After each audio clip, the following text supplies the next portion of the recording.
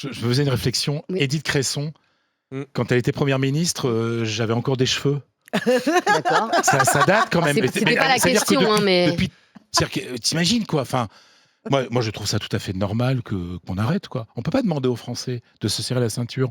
On peut pas réduire le remboursement de certains médicaments. On peut pas, dire les vieux, il faut qu'ils payent, les retraités, vouloir couper dans les retraites et ne pas demander aux anciens premiers ministres de réduire un petit peu ce train de vie. Quand même, de Villepin, c'est quand même 200 000 balles, alors qu'il est avocat, qu'il gagne bien sa vie. Il fait beaucoup de conférences à l'étranger qui lui rapportent quand même beaucoup d'argent. Avenue Foch, etc. Enfin, moi, je trouverais tout à fait normal qu'on arrête. Simplement, la protection policière, ça, c'est autre chose. Tu vois, un ancien ministre de l'Intérieur, par exemple... Charles l'a mis en dehors. Bien sûr, pas. Mais un ancien ministre de En même l'Intérieur, temps, je pense que personne ne veut attenter à la vie de Lionel Jospin, quoi.